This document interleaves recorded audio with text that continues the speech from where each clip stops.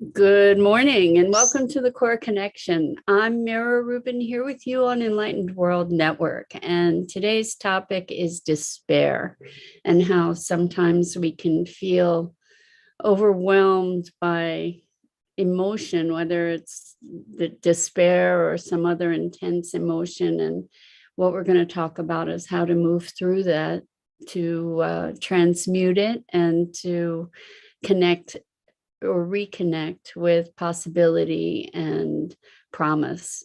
So before we get started though, let's take a minute or two to get present. Let's take a deep breath in through your nose and hold it.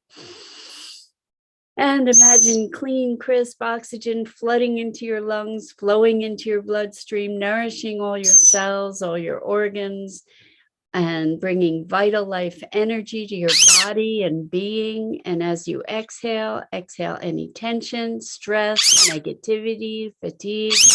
And now let's take another deep breath in through your nose and hold it.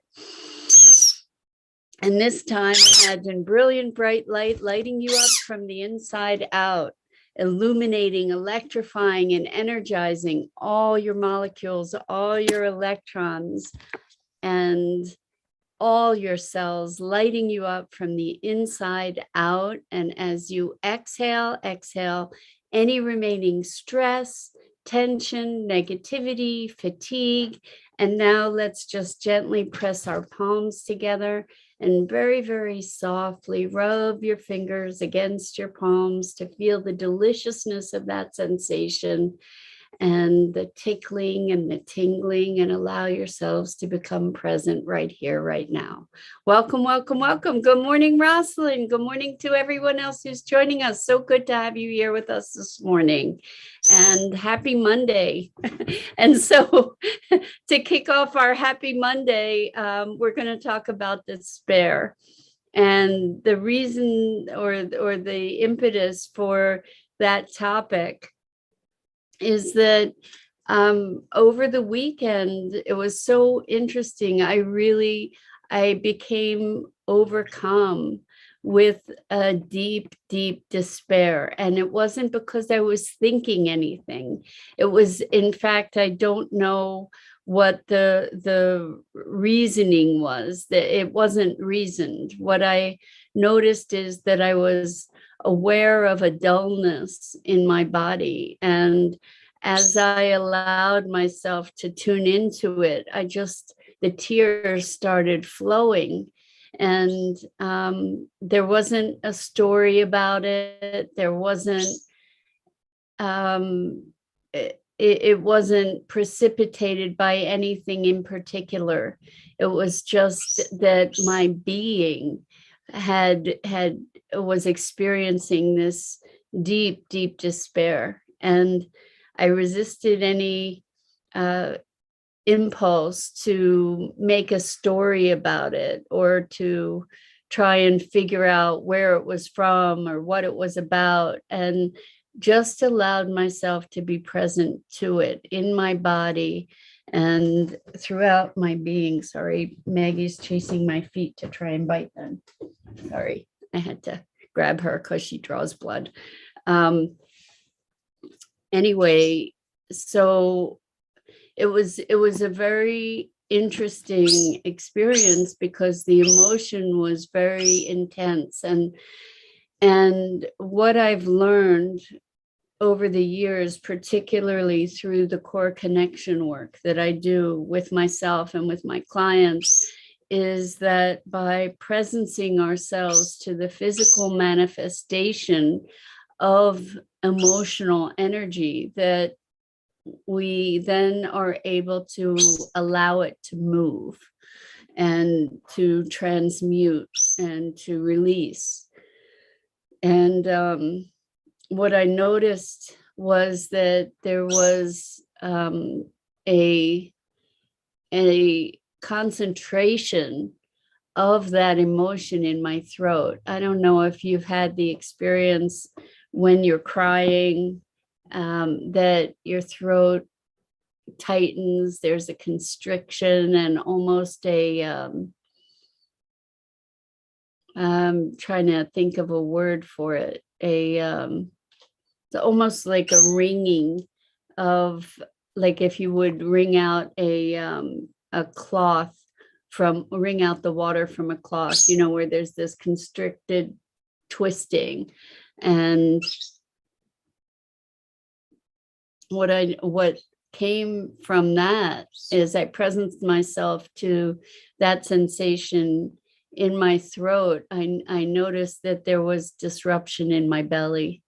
And it's interesting, um, just in terms of physiology, in my experience, I have had symptoms that have been diagnosed as thyroid issues.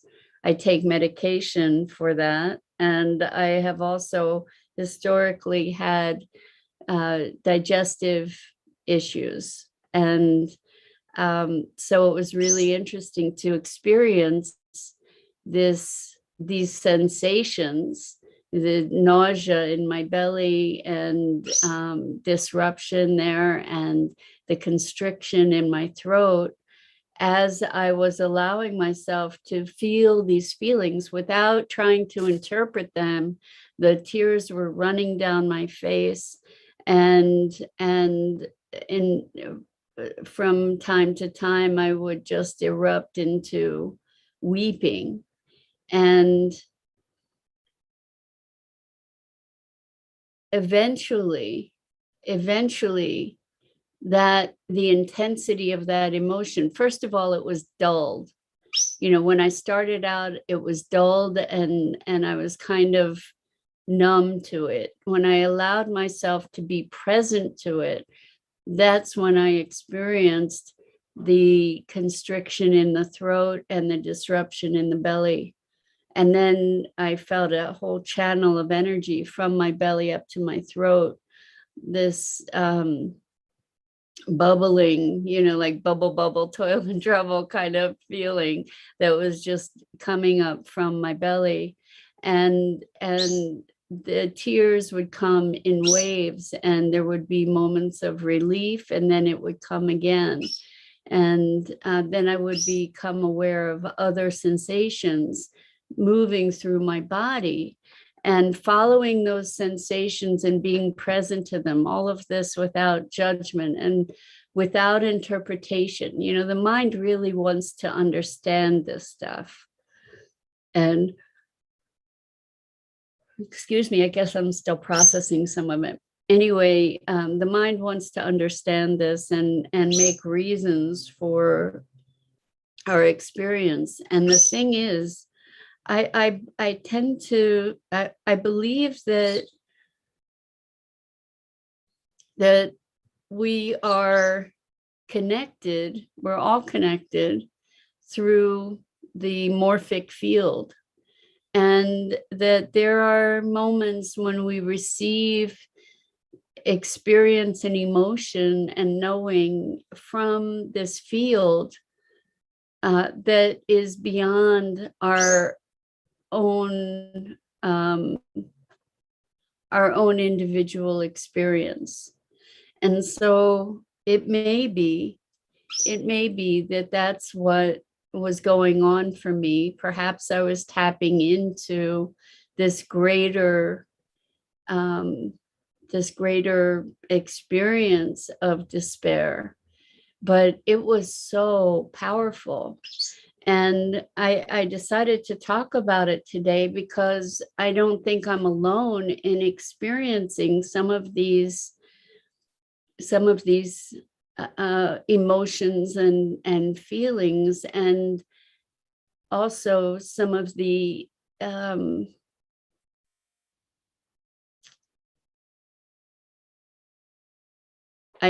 there's no such word as this, but inexplicableness, the lack of explanation for these emotions. Welcome, Pat. Good afternoon to you. So thank you for being here. We're talking about despair. And I had a deep experience of profound despair over the weekend. And my point in bringing this up is twofold. One, that we can effectively process this emotional energy, whether it be our own or whether it be something from the collective, that we can process this energy by presencing ourselves to the physicalness of it, to the embodiment of it. And when we allow ourselves to connect with the embodiment of the emotion and the energy of that, that we then, by presencing ourselves without judgment, without story, we then have the ability to allow that energy to move and dissipate or transmute, transform, release. And that's one point. And the other point is that I think that it's not unusual. I think that it's typical for us to be experiencing emotion and to be believing always that it's our own, and that it's arising from within us. And I want to put out a possibility to consider, particularly because there are so many of us who are just empathic, that we become channels, for instance, for these emotions, that we become a vehicle for the expression of maybe a collective experience. And I know that when we experience a lot of emotions, there's a tendency to judge ourselves, like, I shouldn't be feeling this way, or I should be something else, for instance. And I invite you to recognize yourselves as part of a greater network of communication. And that communication may be emotional. Emotion doesn't have to have reason. You know, there's this energy of the collective that we have access to, and that influences us, whether we're conscious of it or not. And this is my hypothesis. I'm not saying it's true. I'm saying that this is my working belief. And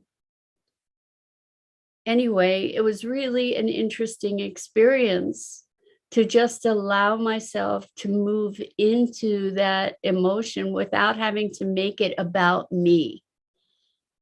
So I didn't have to have a story about it. I didn't have to justify it. I just allowed it. And that was something of a new experience. I mean, I've been moving in that direction for quite some time, but this was of an intensity that I hadn't previously experienced, that without taking a personal ownership of it, if that makes some sense. Good morning, Robin. Welcome. It's great to have you here with us. We're talking about not just despair, but the intensity of emotion that we may experience, and how we can become a vehicle of transmutation for these emotions. So Rosalind says, I used a meditation to help me through by visualizing a healing pool of water, but yes, allowing and not judging. And, you know, interesting that you chose a healing pool of water, because water typically symbolizes emotion. And if we talk about a healing pool of water, then that's healing emotion.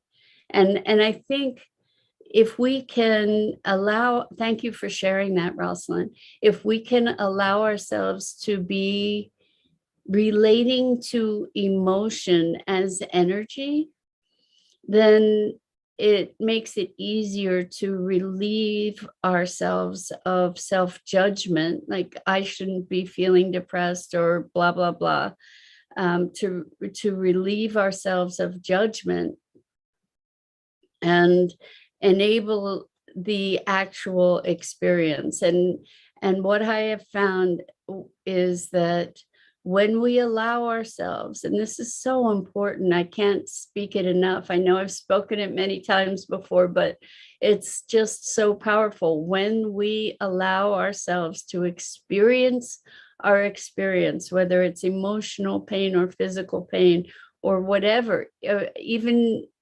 emotional bliss, when we allow ourselves to fully experience it, it passes, it moves, because we are like a river, and there's no moment in time where you can put yourself in the same river, because it's always in motion. And when we allow our emotion, energy in motion, when we allow our emotion to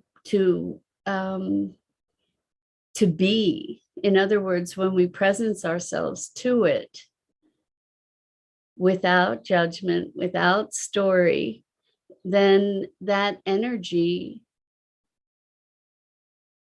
needs to or will move. It can't not move when we allow ourselves to experience it. And so I know that in our culture, we're largely taught, good morning, Elaine. So good to have you here with us. Welcome. We're talking about intense emotion, whether it's from within ourselves or whether we're receiving it from the field, and how we can move and transmute and transform that emotion simply by allowing ourselves to be present to it and to experience the embodiment of it, to experience the expression of that energy, of that emotion in our physical bodies.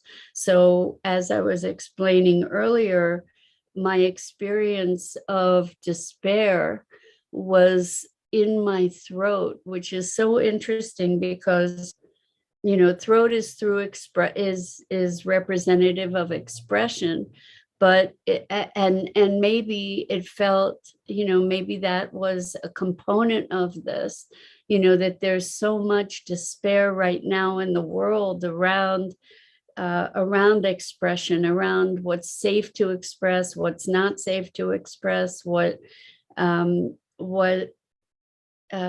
expressions may have resulted in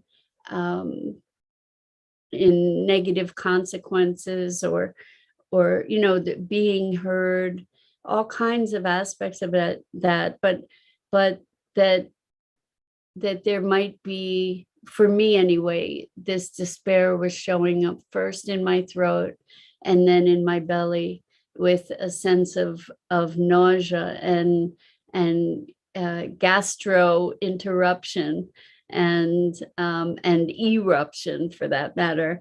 And I'm guessing I'm not alone in that. And there is a very close correlation with those representations in my body with physical conditions that have been, that I've contended with throughout my life in one way or another. So very interesting to notice the manifestation of emotion.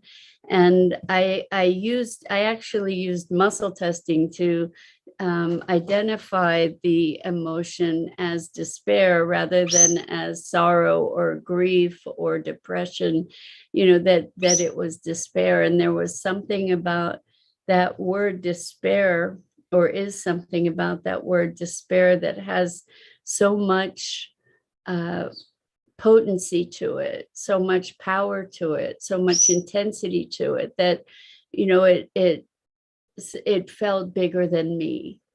And in allowing that it might be bigger than me and that it might be something from the collective, I was able also to, by presencing myself, move that through. And I do, again, another working hypothesis, I do believe that we have the ability to be transforming the collective awareness or the collective experience, that we can be processing experience and consciousness for the collective that will shift, that will support the shift in our culture and in the world. And this is why meditation is so powerful, because it enables us to transmute and transform. It enables us to access other dimensions of experience and awareness. And it's interesting in meditation, in certain forms of meditation anyway, what we're looking to do is to become present to our consciousness beyond the body. And what I've found is that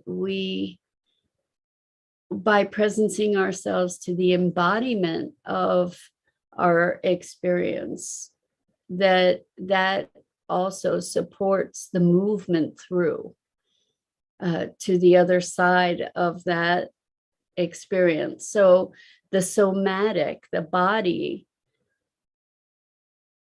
experience is if you can imagine that we're a generator, to be running that energy through the battery, through the generator, through the system, supports the system.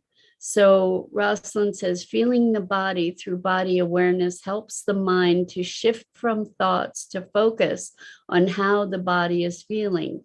Naturally, breathing helps to get calm. From calm, the inward focus can shift thoughts to transmute.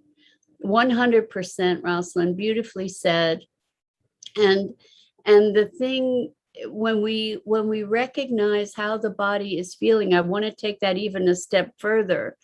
The sensations that we're feeling in our body are energy sensations. There are electrical impulses that are occurring throughout the body and being. We are an energetic system.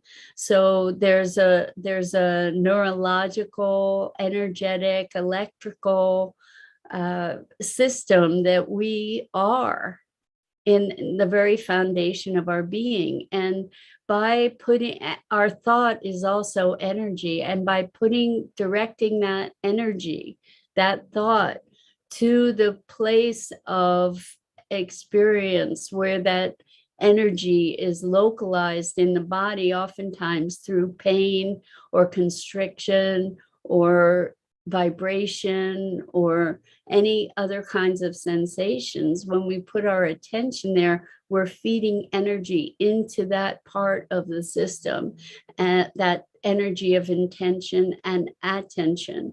And through that energy of intention and attention, what's happening is that congestion of energy that results in pain, for instance, or certain vibration might be a release of energy. But when we put our attention there, we're powering that transformation. And through energizing that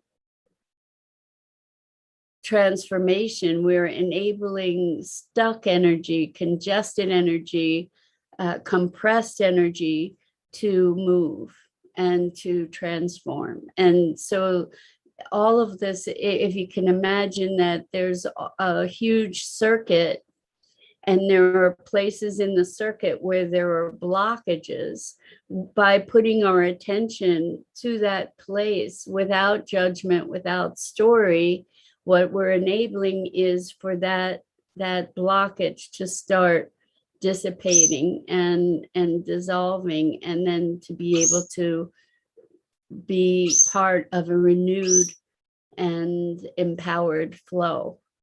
So I wanted to share that because there are so many intense emotions that we are feeling individually and collectively, that I think that we all can serve as vehicles. I think we all serve as vehicles, whether consciously or not. I think that we serve as vehicles to transmute this energy of the collective on some level or another. And so this idea that perhaps the emotions that we're feeling are not necessarily generated from within us all the time. That's not to say that they're not on occasion, or maybe even most of the time, but that we also are subject to this collective field. So it's a level of awareness that we get to not personalize everything. Maybe it's not so personal. And with that, I'm going to wrap it up for this morning. I so appreciate your being here and engaging in these conversations, and it means the world to me. You light up my days, and I'm tremendously grateful. So I'm Mira Rubin.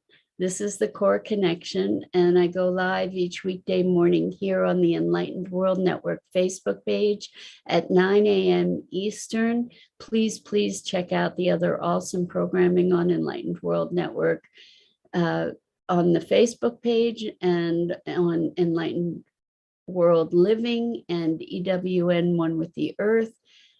It's a grand and beautiful community, and I am so grateful to be part of it with you. So until next time, breathe, presence yourself, and allow all that energy to flow.